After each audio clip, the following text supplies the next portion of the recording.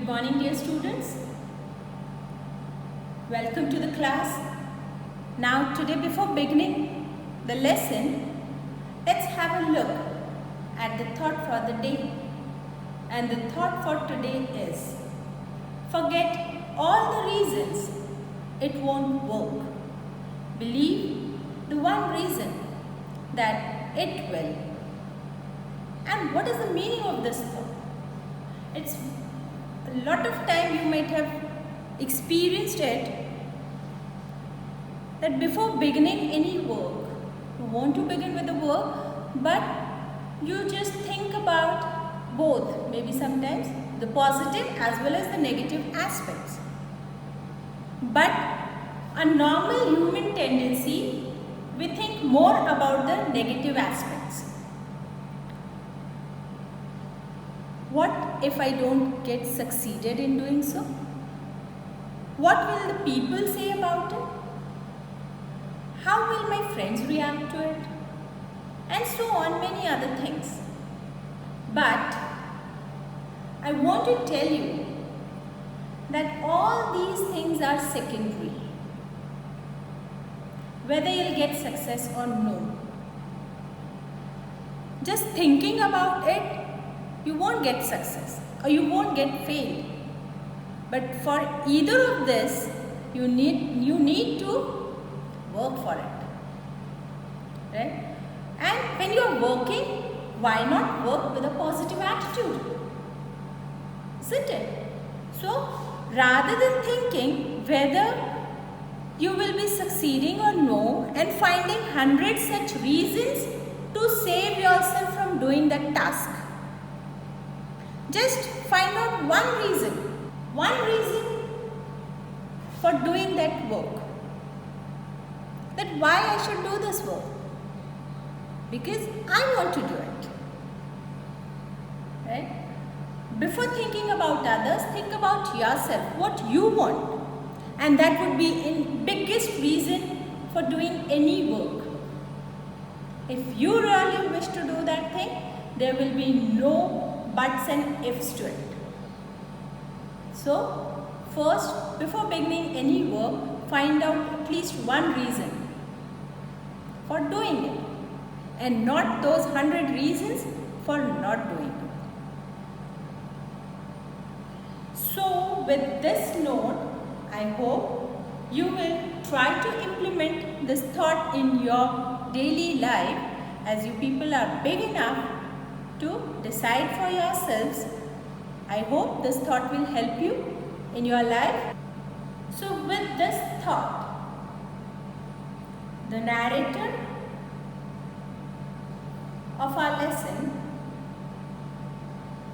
though he is in such a terrible situation, is somewhere trying to find out one good reason to save himself, to come out of the situation.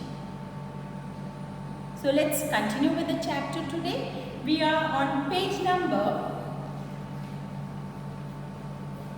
26, right? On the third paragraph. I struck at the water as I went down, expanding my strength as one in a nightmare finds an irresistible force. I had lost all my breath. My lungs ached, my body throbbed. So now what does the writer say? The writer says that he was stuck at water and again he went down. He was not able to come up on the surface of the water. How much ever hard he was trying, but then what was happening? There was some irresistible force. Irresistible force which he could not fight with, which he could not resist. He could not pull himself away from that force, but rather that force was pulling him down into the water. And then he says that it was like as if I had my nightmare, a terrible dream. And in that dream he is trying to fight with somebody. And then he started losing his breath, started losing his consciousness, and his mind, his body was throbbing, pumping hard, right? And these things would only the signals that he was getting that he is still alive. Otherwise, he says, I was totally unconscious. I could not even believe or make out whether I was alive or I was dead. But I remembered the strategy. I would spring from the bottom of the pool and come like a cork to the surface. I would lie flat on water, strike out with my arms and crash with my legs. Then I would get to the edge of the pool and be safe. So he says, in middle of all these things happening, I was losing all my senses. But then there was one thing in my mind going on, that what I am supposed to do, and what had he planned? He had planned, as soon as he reaches to the floor, to the bottom of the pool, and what is he going to do? He is going to spring up. And he felt that he would come up like a cork. Cork is very lightweight, right? So how much ever you try to push it inside, it will pop up, will come up. And that's what he was thinking, and he wanted to do. He wanted to come up like a cork, and after that he felt that he would be lying flat on the surface of the water, and with the hands and legs movement he would move to a safer place. I went down endlessly. I opened my eyes. Nothing but water with a yellow glow. Dark water that one could not see through. So he says, all this I was thinking, but what actually was happening, I was going down and down and down and down. How deep was the pool? It was 9 feet, isn't it? So he says that I was just going down and down. And the water was like yellow water. It may be because the pool is used for by many people for taking swimming and all, or it can also be the sunlight that is entering into the pool, and because of that the water color appeared to be golden, yellow. And he says he opened his eyes, but he could not see anything other than water. It was all water everywhere, dense water everywhere. And then sheer stark terror seized me. Terror that knows no understanding. Terror that knows no control. Terror that no one can understand who has not experienced it. And then he says, then all of a sudden, what did I feel? I felt an unpleasant terror. Fear, scared. He was scared. And this terror, he says, it was not understandable. Nobody could understand what this fear was. Right? Nobody could know how to control this fear. Neither anyone else could understand it. Like we people are reading it, we people are trying to feel that fear, but we cannot. Because we had not actually been into that position. So we cannot really feel. But yes, if you ask a swimmer, right, who had sometime or the other faced some problems in water, that person would be able to connect with this situation. But you and me who don't know swimming, or maybe we're not so frequent a swimmer, so it would be difficult for us to relate to that fear which the writer is talking about. I was shrieking underwater. I was paralyzed underwater, stiff, rigid with fear. Even the screams in my throat were frozen. Only my heart and the pounding in my head said that I was still alive. So he says everything was going numb. Senseless, right? I could not feel any sense. Could not sense anything. I could not feel any touch, anything. Though I wanted to shout, I wanted to scream, but I felt that my voice had also frozen in my throat. I could not even shout. So in this condition, he says only the pumping of my head and my heart made me believe that yes, I am alive. Otherwise, none of my body parts were really working. They had become stiff, rigid, immovable. And then in the midst of the terror came a touch of reason. I must remember to jump when I hit the bottom. At last, I felt the tiles under me. My toes reached out as if to grab them. I jumped with everything I had. So he says, I felt I have no life. I felt I have no sense. Right? I felt I'm paralyzed.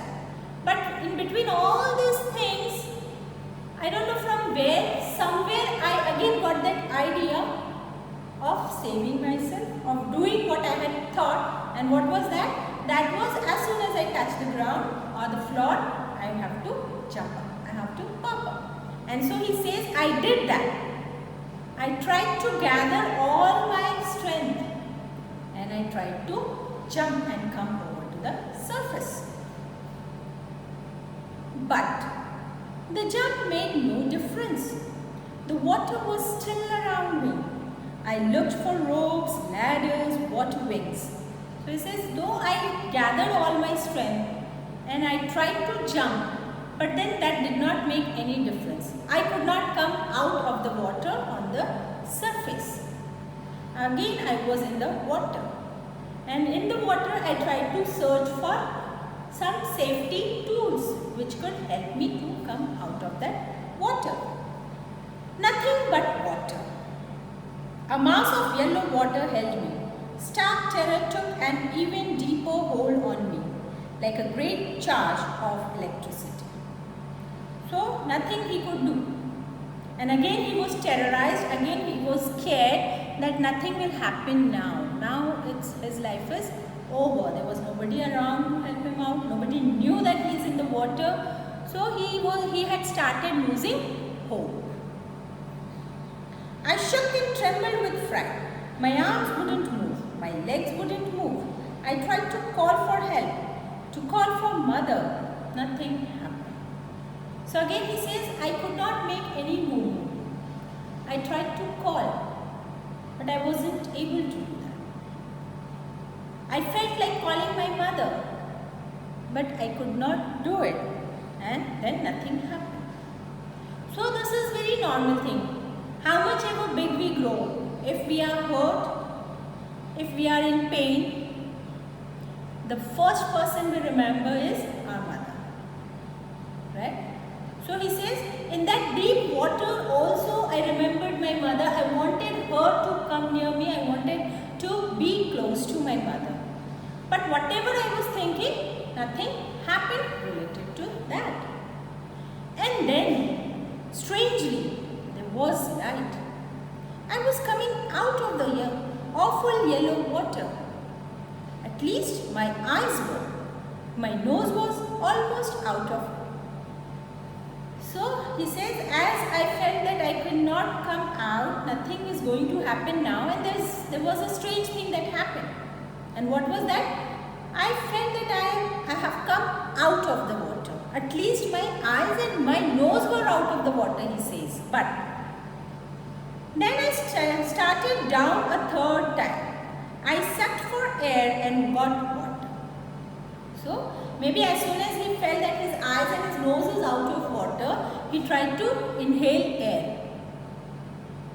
But what happened?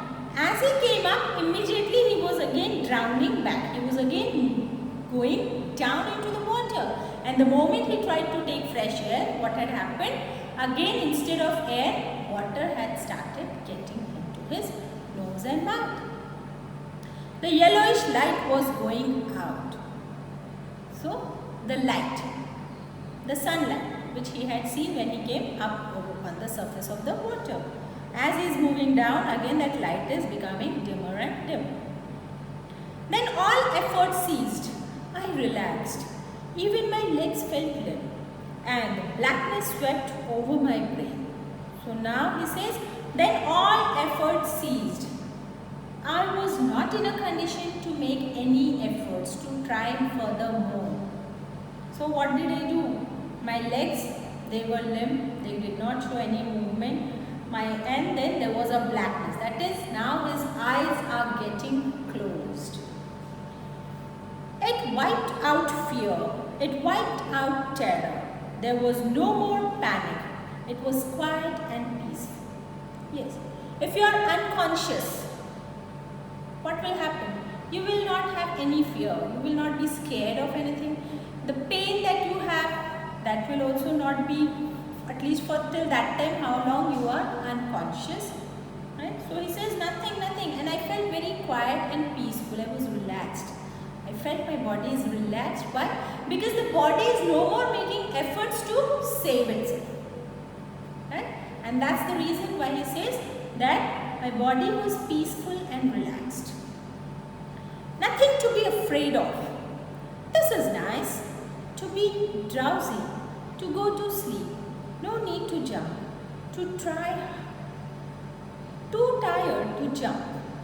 It's nice to be carried gently, to floating along in space. Tender arms around me, tender arms like mothers. Now I must go to sleep. So this is what, that he is now becoming unconscious, and when he is becoming unconscious, this is the feeling that he had in himself. He felt there is no need to try. There is no need to make any efforts. Right? There is no pain, no fear, nothing. And as he was going deeper into his unconsciousness, he felt relaxed. He felt as if his mother is near to him and she is taking care of him. She is showering her love on him, and that is how he says, now I must go to sleep. So his body had totally given up. Did not want to make any more efforts to save himself. I crossed the oblivion and the curtain of life fell. So he has crossed that sense. Right? And now the curtain of life fell means he's become unconscious. Okay? The next I remember, I was lying on my stomach beside the pool vomiting. The chap that threw me in was saying, but I was only fooling. So now he says, after that I don't know what happened. I don't remember. But when I started regaining my consciousness, where did I find myself? I find myself on the side of the pool, lying on my stomach and vomiting out the excess of water that had entered into the body. Right? And then in that faint consciousness, he was able to hear the people talking around him. And the first one he heard was the boy who had thrown him into the pool. And what did he say? I was just fooling, I was just joking. And then somebody in the crowd maybe scolded that boy, and he said, the kid nearly died. Be all right now. Let's carry him to the locker room. Then somebody might have scolded, is this the way you joke? Is this the way you behave? The boy had really come to die. He was near to his death. Right? Okay, now forget all the things. Don't behave in this way. Try to be a good boy. So like this, people might have tried to explain the things to that bruiser boy. Okay? And then they said, let us carry him to the locker room. Several hours later, I walked home. I was weak and trembling. I shook and cried when I lay on my bed. So after a few hours, maybe he came into a position of moving back to his house. So he reached his house, but that day he was so much overtaken by the fear that he says, I could not do anything. I could not even eat my supper, eat my dinner. But what did I do? I only lay down on my bed and I was crying a lot. That means, that shows that he was still in the grip of fear.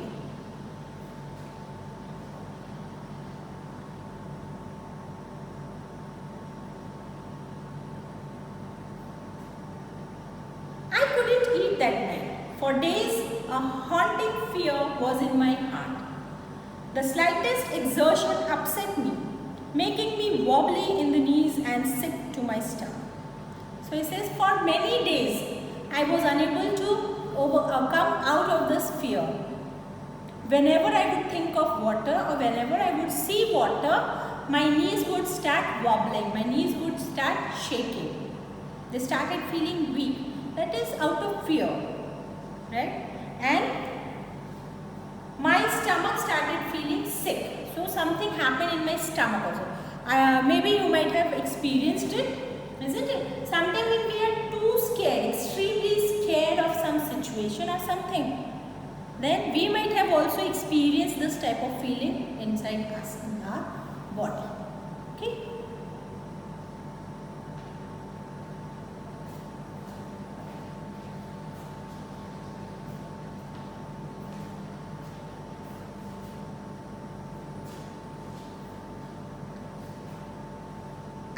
Went back to the pool. I feared water. I avoided it whenever I could.